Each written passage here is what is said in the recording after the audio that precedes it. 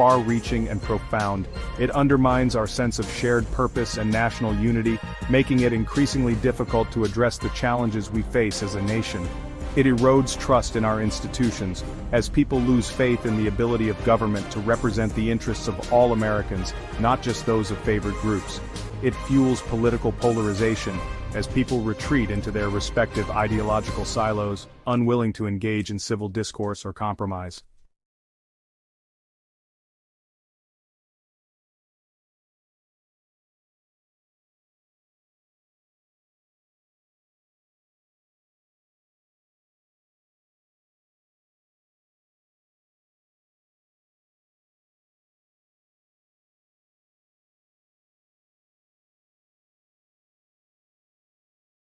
This is going to blow your mind. The Federalist Papers are as crucial today as they were in 1788, in consent of the governed. The fundamental principle in the Federalist Papers and its relevance today, we are taken on an intellectual journey back to the roots of American democracy. Alexander Hamilton, James Madison, and John Jay wrote these 85 essays to persuade New Yorkers to ratify the U.S. Constitution. Their insights on political philosophy, individual rights, and the balance of power are timeless. Hamilton championed practical solutions and checks and balances, while Madison emphasized the importance of a strong central government and diverse opinions. And let's not forget Jay, who highlighted the necessity of national unity and security. This collection connects their historical wisdom to our modern challenges, urging us to reflect on our role in democracy. Whether you're a history buff or political enthusiast, this book refreshes the ongoing conversation about liberty and governance. Rediscover the power of informed citizenship. Get your copy of Consent of the Governed today.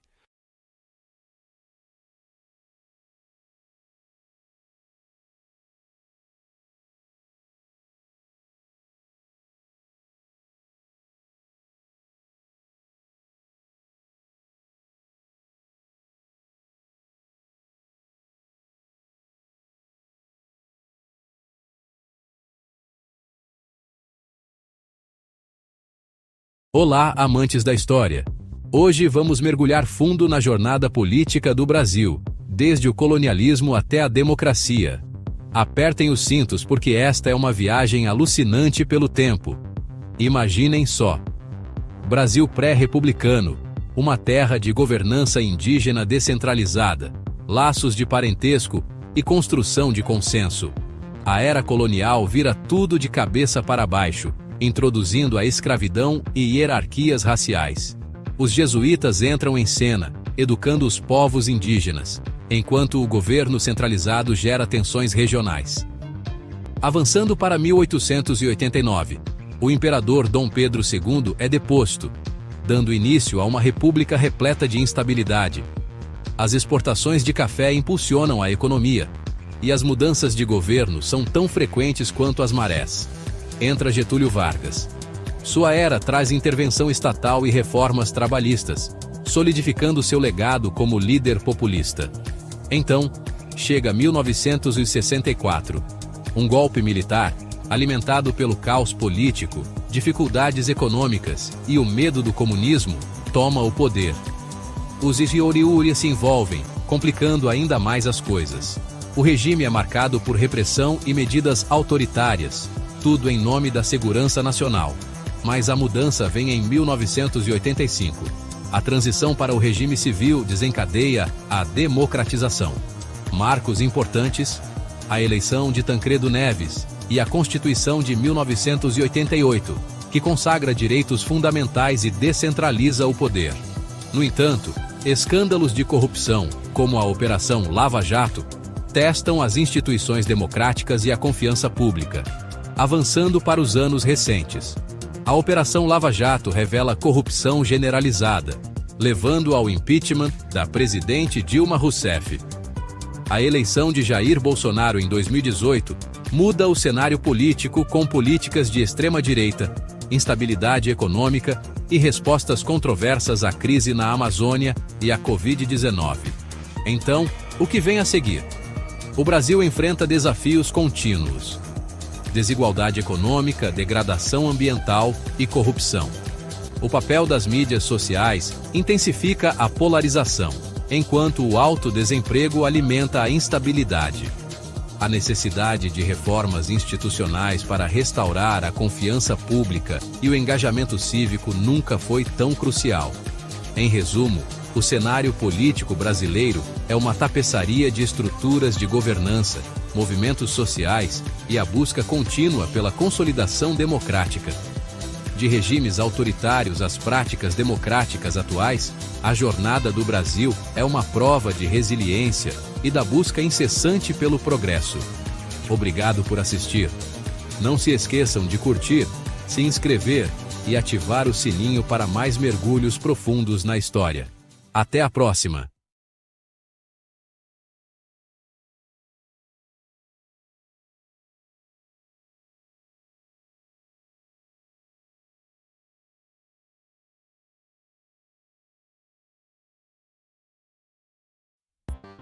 Hey everyone, today I'm diving deep into the ideological labyrinth of Marxism, communism and socialism. Welcome to... So, what exactly are these doctrines that have shaped modern society? Let's start with Karl Marx and Friedrich Engels, who penned in 1848.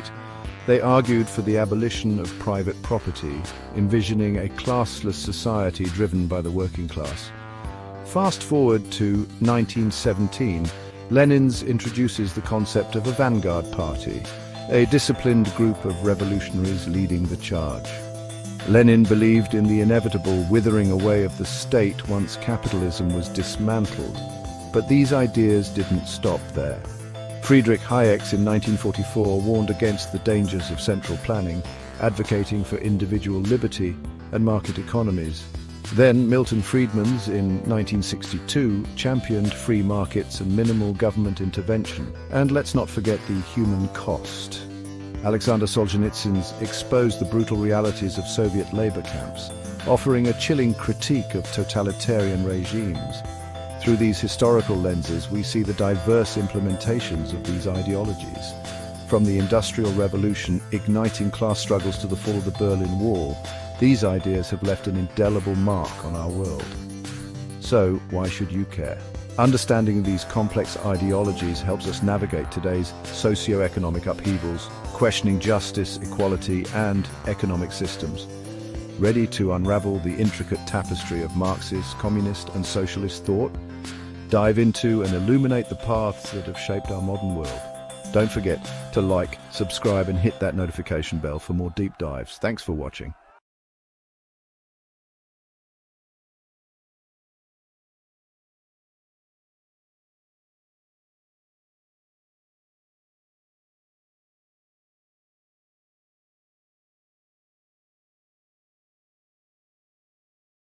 Drawing on over 4 decades of military and executive protection expertise, this book represents the culmination of the author's comprehensive training in firearms and combat strategies. With first-hand experience as a rifleman, sniper, machine gunner, and M1 tank crewman in Iraq and Afghanistan, the author offers invaluable insights for self-defense. By emphasizing the significance of training under duress, the book aims to enhance your skills so that in high-stress scenarios, you can depend on your training to protect yourself and others. The author's background in the Department of Defense Police Department provides a unique perspective in preparing individuals to serve as sheepdogs guarding against the wolves and safeguarding the flock.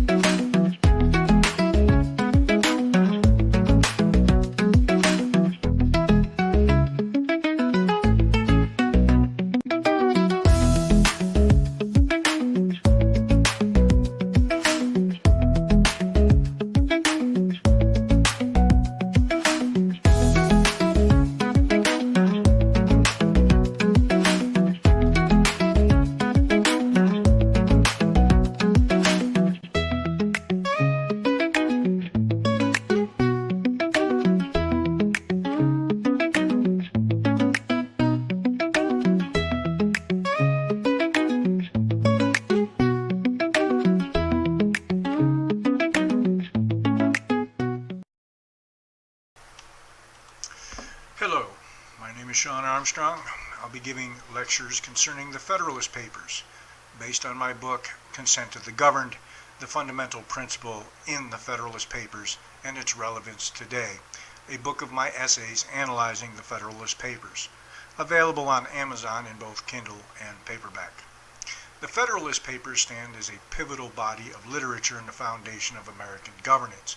Composed in the late 18th century, their significance extends beyond the historical context in which they were written. Authored by three of the nation's founding figures, Alexander Hamilton, John Jay, and James Madison. These essays were primarily published between 1787 and 1788. Their purpose was to advocate for the ratification of the United States Constitution, a document that would establish the framework for the nation's government. This video explores the historical significance of the Federalist Papers and their relevance in understanding federalism and constitutional law today. The Federalist Papers were a series of 85 essays written as a means to promote the ratification of the proposed United States Constitution. This collection of writings emerged during a time of great political pertinence. The original text was a response to calls for a stronger national government, as the Articles of Confederation were deemed ineffective in addressing various challenges, including economic instability and interstate conflicts. The primary authors of the Federalist Papers included Alexander Hamilton, who wrote 51 of the essays, James Madison, who contributed 29, and John Jay, who wrote 5. Each author brought a unique perspective to the debates surrounding governance and the Constitution. Their collective work utilized a range of rhetorical strategies, employing various forms of political argumentation to persuade the public and state representatives of the merits of the Constitution. The essays were originally published in newspapers in New York with the intent of reaching an audience that was both diverse and skeptical. Among the many themes discussed, the authors delved into the importance of a strong central government, the necessity of checks and balances, and arguments against factions that could threaten democracy. The first essay appeared in the Independent Journal on October 27, 1787. The final installment was published on August 16, 1788. The series became known as the Federalist Papers, and today it remains a crucial reference for scholars, politicians, and citizens alike. The Federalist Papers hold substantial historical significance as they were fundamental in shaping the framework of American governance. At a time when the nation was divided over the issues presented by the new Constitution, this collection of essays helped to clarify the intentions behind various provisions, dispelling misconceptions and fears about centralized government authority. One of the most notable contributions of the Federalist Papers includes the notion of federalism itself. Federalism, defined as the division of power between the national and state governments, was a central topic of debate. Hamilton and Madison argued that a strong central government was necessary to maintain order, provide for national defense, regulate commerce, and manage relations with foreign entities. They contended that the proposed Constitution would preserve the autonomy of states while simultaneously creating a vibrant national framework. Federalist number 10 is particularly well known for its analysis of factions, which Madison believed could lead to the tyranny of the majority. He argued that the dangers posed by factions could be mitigated through the Constitution, as a large republic would dilute the influence of any single faction. This idea remains relevant in contemporary discourse about political polarization and democratic governance, illustrating the enduring nature of the author's insights. The ratification process, however, was far from smooth. The Federalist Papers played a crucial role in rallying support for the Constitution. Through the essays, Federalists like Hamilton and Madison sought to reassure skeptics about the potential for abuse of power, particularly concerning individual liberties. Federalist number 51 famously articulated the principle of checks and balances, where each branch of government would regulate the others, ensuring that power was not concentrated in any single entity. This principle would come to underpin the structure of American governance and remains integral to the functioning of the U.S. government today. In the 21st century, the Federalist Papers continue to serve as a relevant and authoritative text on federalism and constitutional law. As legal scholars, judges, and practitioners often refer to the essays in contemporary legal arguments and judicial decisions, their insights are upended to ongoing debates regarding the scope of federal powers. The discussions surrounding issues such as healthcare, education, and environmental policies often pivot on the principles articulated in these essays. For example, debates about the Affordable Care Act and its constitutional merits have invoked the ideas set forth in the Federalist Papers regarding the powers of Congress. Furthermore, current discussions around state sovereignty versus federal authority echo the conflicts of the late 18th century. The expansive interpretation of the Commerce Clause has often led to legal challenges that relish the Federalist Papers as a guiding commentary on federal responsibility and authority. Additionally, the Federalist Papers have implications for modern discussions about democracy and representation. In an era characterized by heightened political polarization, the foundational arguments about factions laid out by Madison in Federalist No. 10 resonate deeply. The fear of majoritarian rule and the fragmentation of political identity underline caution against unbridled partisan interest that could endanger democracy. Moreover, the ongoing concerns related to the balance of power among government branches are reflective of tensions explored in the Federalist Papers. The author's observations about the dangers of unchecked authority allow for continuous scrutiny of executive, legislative, and judicial powers, highlighting the relevance of these writings in evaluating current governmental actions. The Federalist Papers remain a cornerstone of American governance, offering invaluable insights into the principles of federalism and constitutional law. Authored by Hamilton, Madison, and Jay, these essays played a critical role in advocating for the ratification of the Constitution during a crucial period in American history. Their examination of the balance between state and national powers, the structure of government, and the risks associated with factions established foundational concepts that still resonate today. As modern governance continues to grapple with the same challenges of representation, power, and individual rights, the Federalist Papers serve as a reminder of the intentions of the nation's founders. Their historical significance and ongoing relevance contribute to ongoing discussions about the Constitution, highlighting the profound impact these essays have had on shaping the landscape of American democracy. Future generations will undoubtedly continue to reference and draw lessons from this remarkable body of work.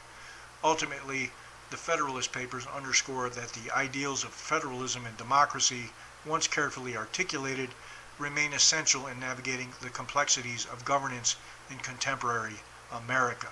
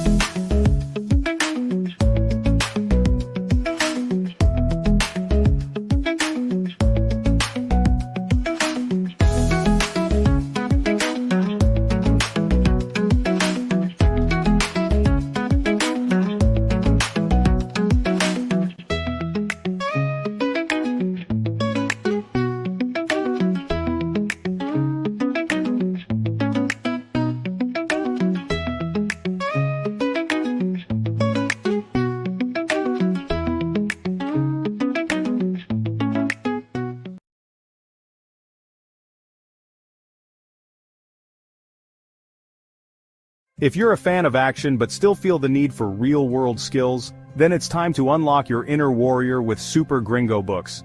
In today's world, knowing how to defend yourself is more crucial than ever. Super Gringo Books offers a comprehensive library to take your self-defense skills to the next level. Whether you're a beginner or a seasoned martial artist, we've got you covered. First up, Tactical Training with Firearms by Sean Armstrong. Master practical self-defense scenarios and stay effective under pressure. Next, The Magic of Long-Range Shooting. Is it an art or a science? Dive into the techniques and mental discipline required to hit your mark every time. Finally, Warrior's Path, the epic journey of modern karate. From history to advanced techniques, immerse yourself in the philosophies and practices of Dragon Kenpo 2.0. Empower yourself with confidence and skill. Visit the link below and join our community today. Start your journey towards mastery in self-defense and martial arts now.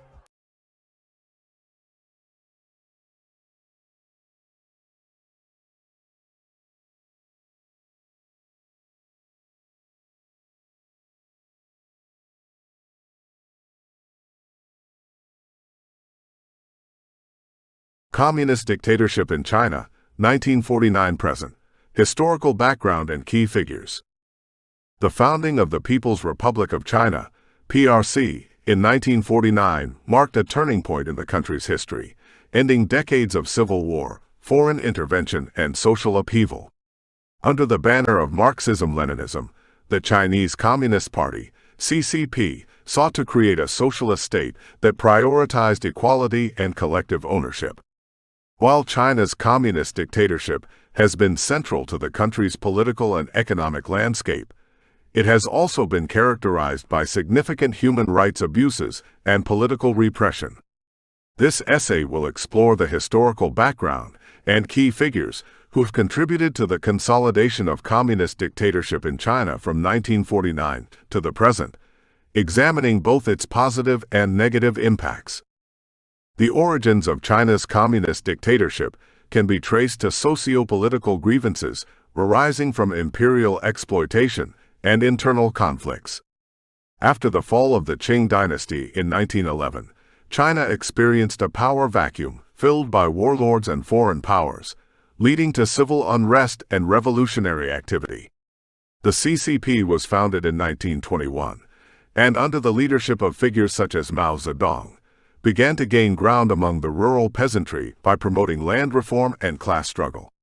The Chinese Civil War, 1927 to 1949, fought primarily between the Chinese Communist Party and the Kuomintang, KMT, culminated in the victory of the Chinese Communist Party and the withdrawal of the KMT from Taiwan.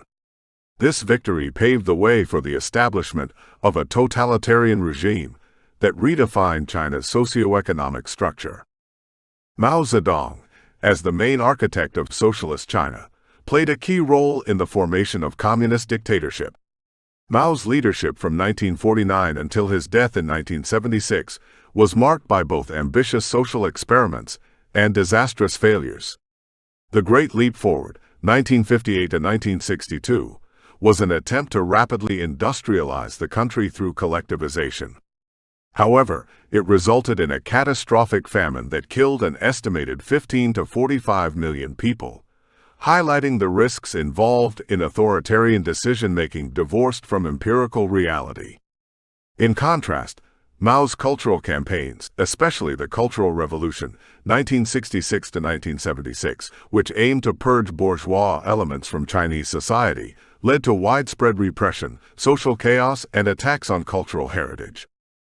After Mao Zedong's death, Deng Xiaoping emerged as a key figure in China's transition, shifting the party's trajectory from strict adherence to Marxist ideology to a more pragmatic approach.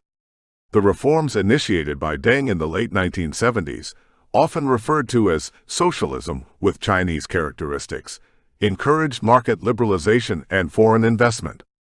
This break with rigid communist doctrine led to unprecedented economic growth, enabling China to emerge as a global economic powerhouse. By the 1990s, China had become the world's second-largest economy, lifting hundreds of millions of people out of poverty.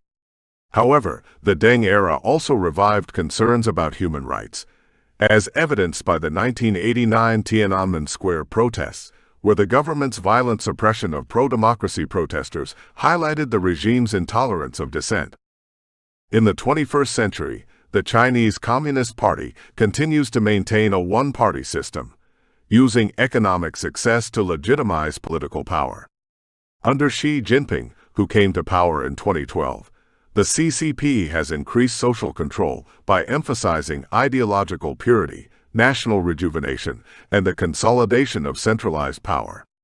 Xi's administration has used advanced surveillance technology to monitor citizens, repress ethnic minorities, and stifle independent media, raising concerns among human rights advocates and international observers.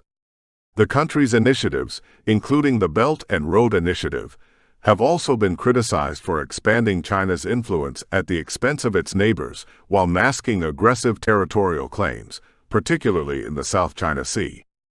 Despite the oppressive aspects of the regime, it is important to recognize some of the positive aspects of China's communist dictatorship. Economic reforms initiated in the late 1970s and continued under Xi Jinping have brought significant improvements in living standards and infrastructure. Education and healthcare have developed.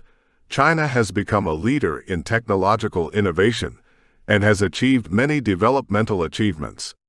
In addition, the party has played a central role in maintaining social stability, which some argue is necessary for a country with such a large and regionally diverse population. In summary, China's communist dictatorship from 1949 to the present has seen the interaction of powerful figures such as Mao Zedong, Deng Xiaoping, and Xi Jinping, each of whom influenced the trajectory of the CCP in different ways. While the regime has managed to achieve significant economic growth and improve key social indicators, it has also faced criticism for its authoritarian practices, human rights abuses, and suppression of dissidents.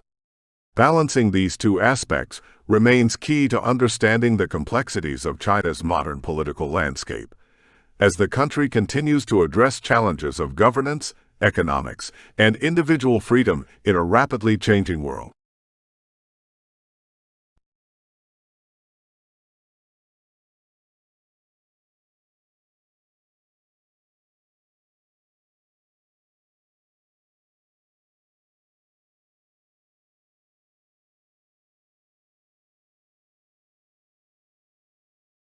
Desperte o guerreiro que existe dentro de você. Toda mulher merece se sentir forte, confiante e preparada. Junte-se ao renomado artista marcial Sean Armstrong em Caminho do Guerreiro.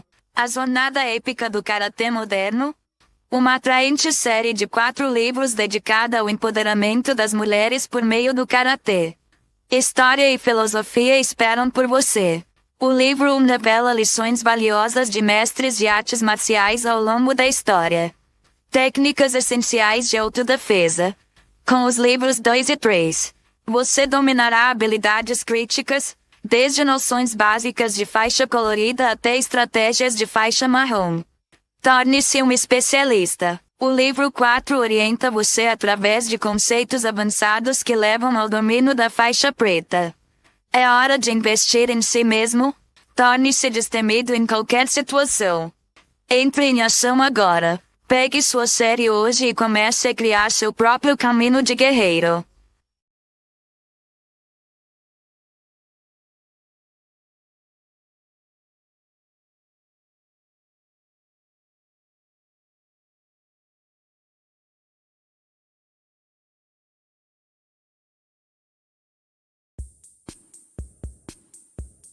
The Federalist Papers stand as a testament to the intellectual prowess of America's founding fathers.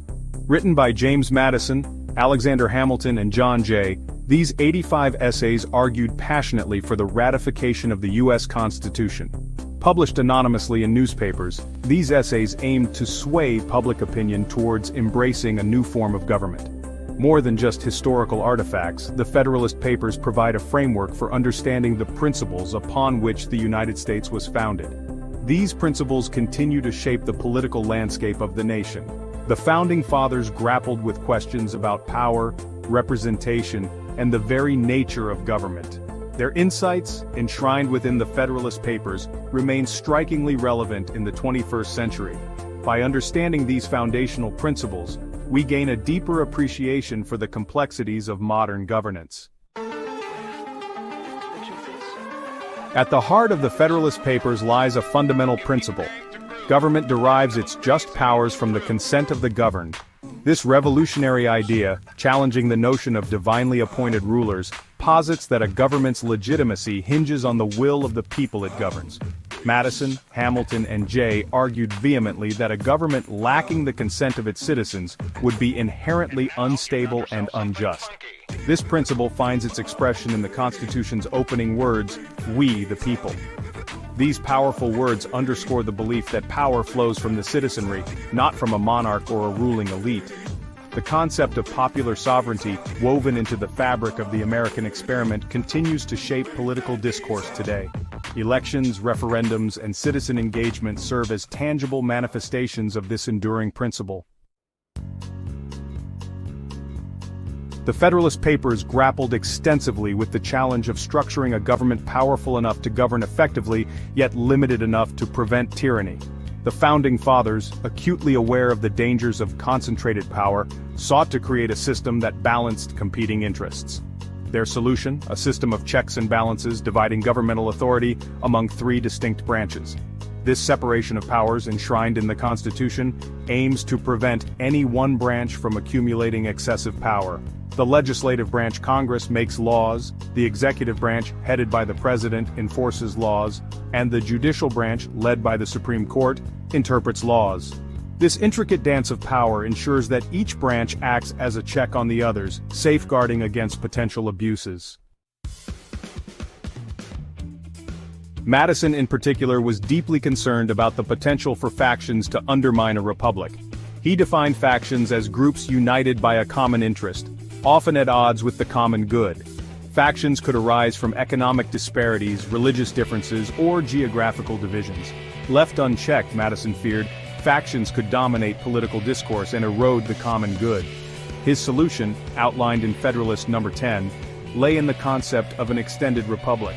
A large and diverse republic, Madison argued, would encompass a multitude of interests and perspectives. This diversity would make it difficult for any single faction to gain a tyrannical majority. Instead, factions would be forced to compete and compromise, fostering a more moderate and balanced approach to governance.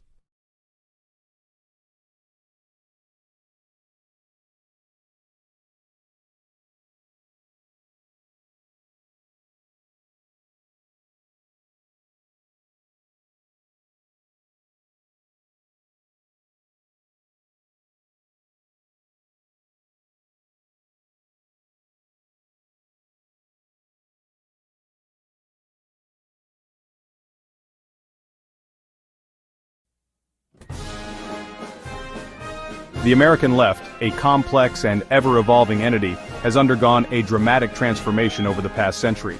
From its roots in classical liberalism, it has drifted towards a more radical ideology, embracing identity politics and increasingly authoritarian tendencies.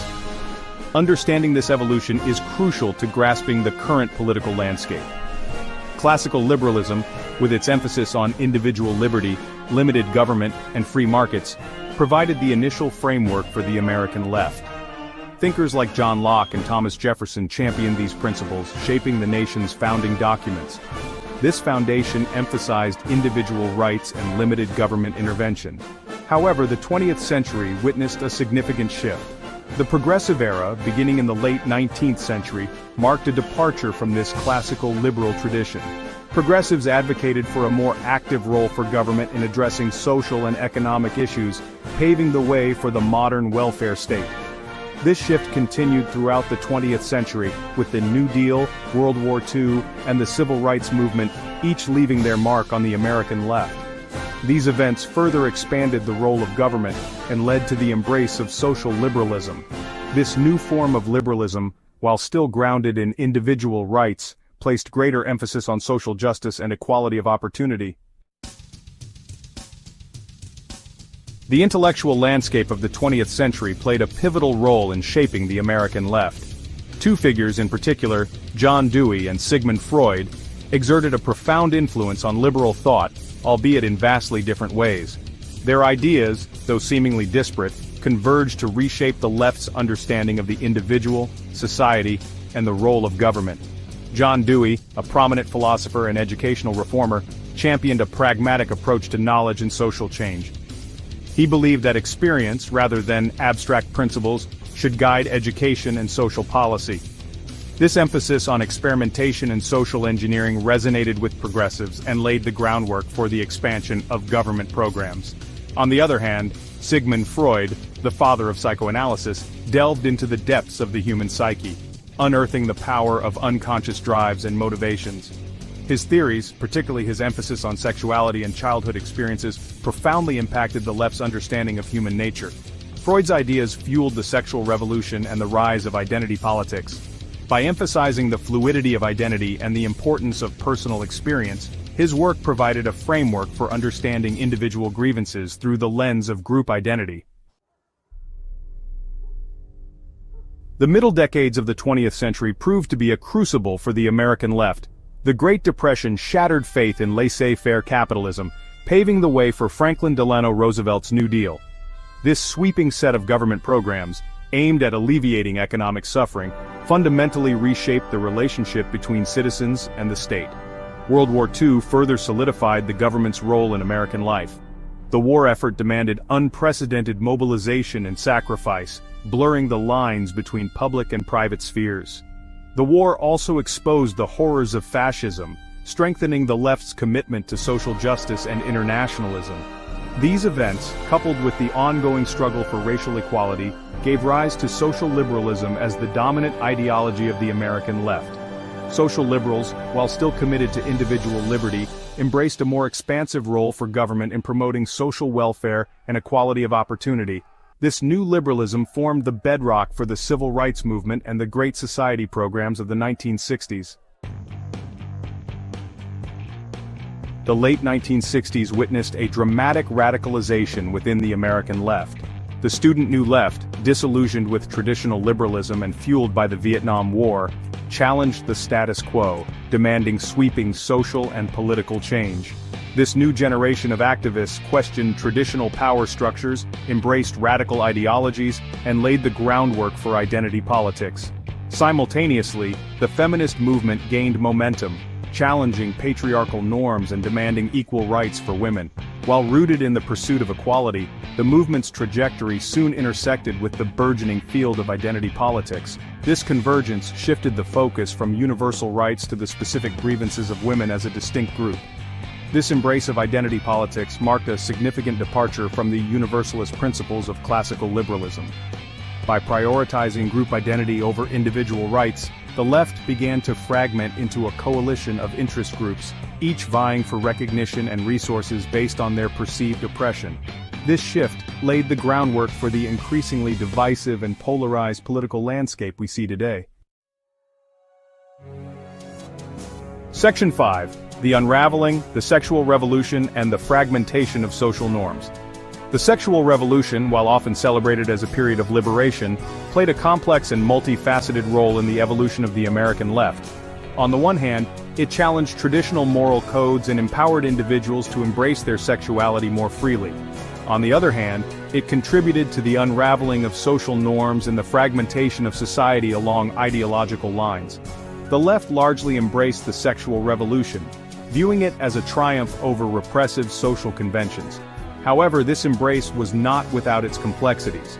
The movement's emphasis on personal liberation, coupled with the rise of identity politics, led to a proliferation of sexual identities and a growing emphasis on sexual rights as a political battleground. This focus on sexuality as a defining characteristic of identity further fragmented the left. Debates over issues like pornography, abortion, and LGBTQ+ rights created deep divisions within the movement, often overshadowing broader concerns about economic inequality and social justice. This fragmentation made it increasingly difficult for the left to present a unified front on key issues.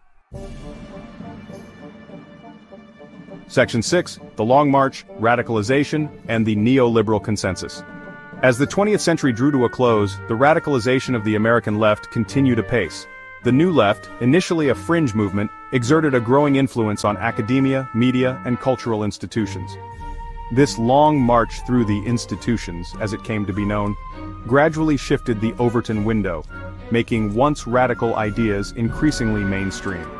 This shift coincided with the rise of neoliberalism, an economic and political ideology that emphasizes free markets, globalization, and individual responsibility. While seemingly at odds with the left's traditional emphasis on social justice, neoliberalism found common ground with the left on issues like identity politics and cultural liberalism. This unlikely alliance created a new power structure, often referred to as the neoliberal consensus. This consensus united the economic elite, who benefited from free trade and deregulation, with cultural progressives, who embraced the language of diversity and inclusion. This alliance, while seemingly disparate, effectively silenced dissenting voices and marginalized those who challenged the status quo. Section 7. The Specter of Despotism, Identity Politics and the Weaponization of Justice. The embrace of identity politics has had profound and troubling consequences for the American left. While intended to address historical injustices and promote equality, it has in many ways exacerbated social divisions and created a climate of intolerance and censorship. This trend raises serious concerns about the potential for despotism within leftist movements. Identity politics, by its very nature, divides society into competing groups based on race, gender, sexual orientation, and other immutable characteristics. This emphasis on group identity over individual rights creates a hierarchy of oppression, where those deemed most marginalized hold the most moral authority. This dynamic has led to the weaponization of justice, where accusations of racism, sexism, and other forms of bigotry are used to silence dissent and punish those who deviate from the prevailing orthodoxy.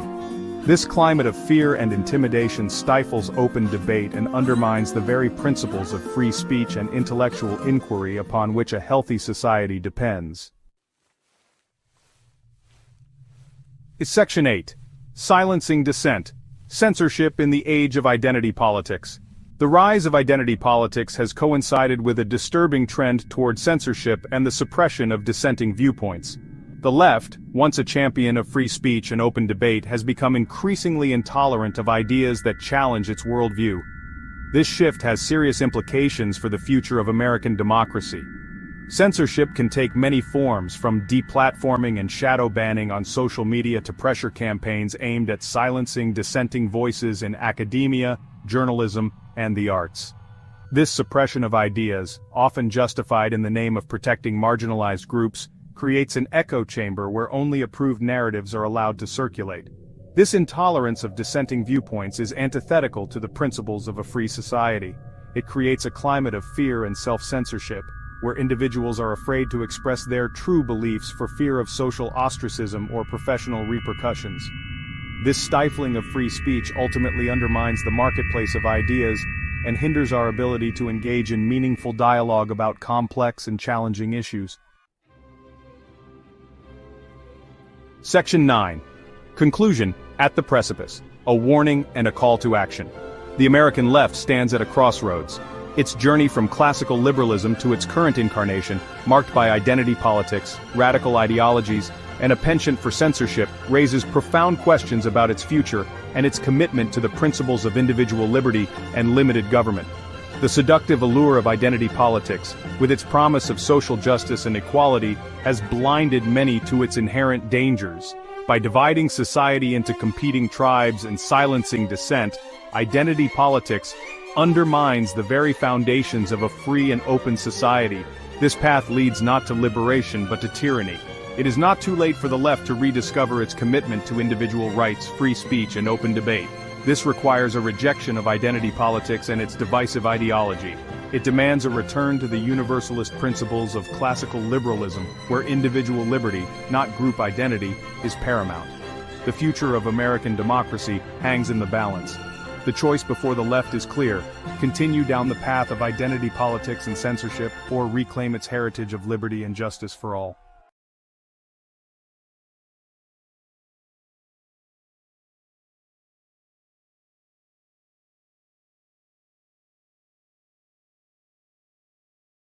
The American Left.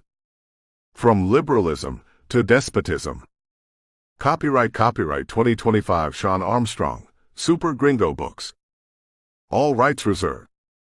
ISBN 9,798,312,449,105. Introduction.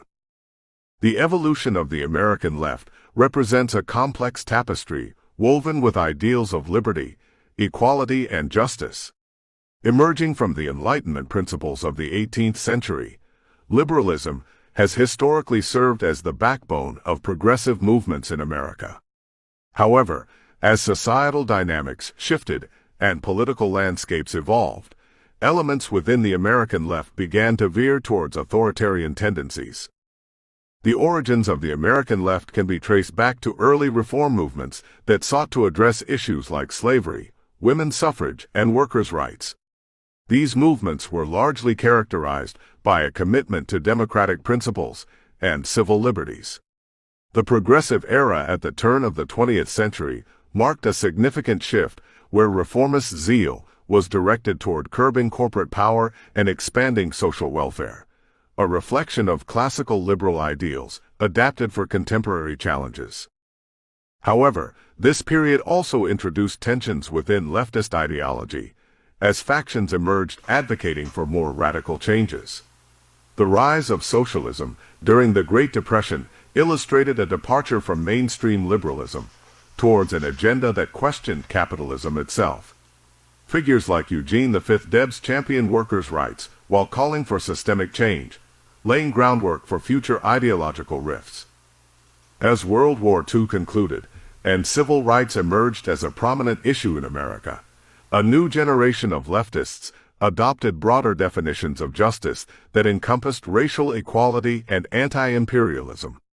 The civil rights movement galvanized numerous activists who sought not only legal reforms but also profound cultural shifts, an endeavor steeped in both moral conviction and political pragmatism.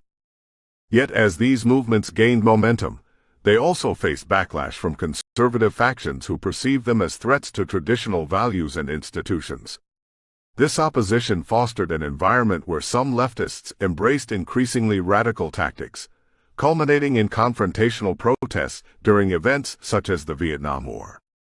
The late 20th century saw further fragmentation within leftist ideologies with the emergence of identity politics, a shift that prioritized individual narratives based on race, gender, sexuality, and class over more generalized notions of class struggle or economic equity.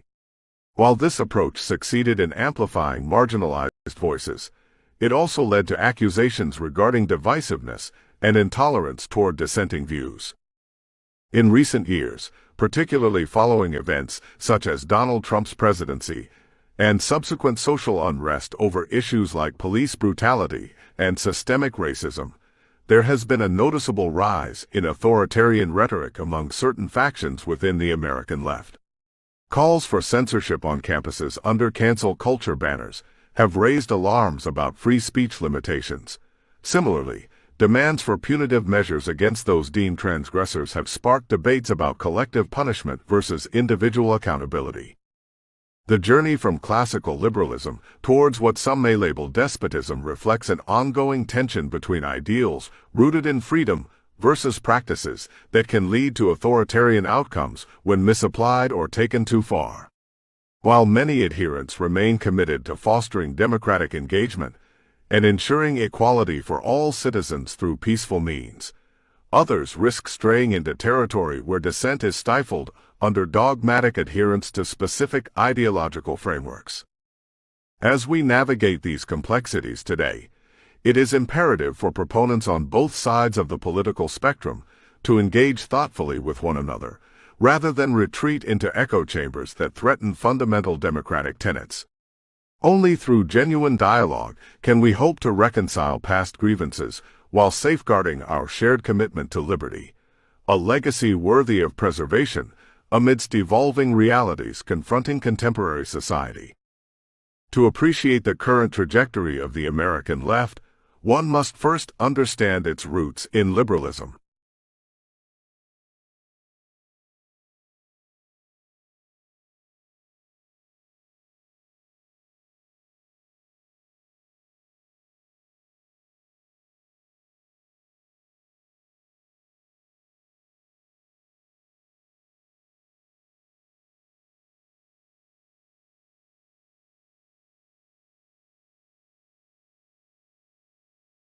A firearm is a powerful tool. In the right hands, it's an instrument of protection, a source of recreation, and a symbol of freedom. In the wrong hands, it can be a tragedy waiting to happen. Mastery over firearms, therefore, is not just about hitting targets. It's about understanding the profound responsibility that comes with wielding such power.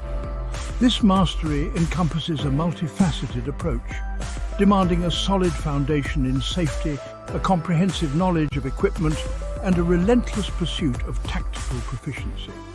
This guide serves as a compass for your journey toward firearm mastery, catering to individuals from all walks of life, responsible gun owners, seasoned shooters, those seeking self-defense skills, and dedicated members of the military and law enforcement. Whether you're just beginning your journey or seeking to refine your expertise, the principles outlined here will empower you to handle firearms safely, confidently, and effectively. Remember, true mastery is not a destination but a continuous journey of learning, practice, and unwavering commitment to responsible gun ownership. In a world where danger can arise unexpectedly, possessing the knowledge and skills to defend oneself and others is invaluable. Firearm mastery is not about glorifying violence, it's about equipping oneself with the ability to deter it, to protect innocent lives, and to ensure that the power of firearms is used for good. Let us embark on this journey together with safety and responsibility as our guiding principles and strive to become true masters of our craft. Before even touching a firearm, understanding and internalizing the principles of gun safety is paramount. These rules are not mere suggestions, they are non-negotiable commandments that must guide every interaction with firearms. First and foremost, always treat every firearm as if it were loaded. Never assume a firearm is unloaded, even if you've just checked it yourself. Complacency can be deadly. Second, keep the muzzle pointed in a safe direction at all times. This means ensuring that, even if the firearm were to discharge accidentally, the bullet would not strike anyone or anything you want to protect. Remember, bullets cannot be recalled. Third, keep your finger off the trigger until you are on target and ready to shoot. The trigger should only be touched when you have made the conscious decision to fire. Finally, be sure of your target and what lies beyond it. Never fire at a sound, a movement, or a shape you cannot clearly identify. Bullets can travel significant distances and penetrate walls, so always consider what lies beyond your intended target. These 4 fundamental safety rules, when ingrained in your mind and actions, create a safety net that protects you, those around you, and the future of responsible gun ownership. Selecting the appropriate firearm and equipment is crucial for both safety and effectiveness. The choice of firearm depends heavily on the intended purpose, whether it's self-defense, hunting, competition, or recreational shooting. Each discipline demands specific considerations, and seeking guidance from experienced individuals or reputable firearm instructors is highly recommended. For self-defense, factors like concealability, ease of use under stress, and ammunition capacity play a vital role. Hunters prioritize accuracy, stopping power appropriate for the game being pursued, and often optics for enhanced precision. Competitive shooters prioritize speed, accuracy, and features that provide a competitive edge within their chosen discipline. Regardless of the purpose, a firearm that fits your hand comfortably allows for a natural point of aim and can be manipulated safely and efficiently is essential. Beyond the firearm itself, essential equipment includes a secure storage solution like a gun safe, eye and ear protection, a quality holster if carrying concealed, and a cleaning kit to maintain your firearm in optimal condition. Investing in a reputable training course tailored to your specific needs and skill level is also highly recommended. Remember, owning a firearm is just the first step. Becoming proficient and responsible requires ongoing education, training and practice.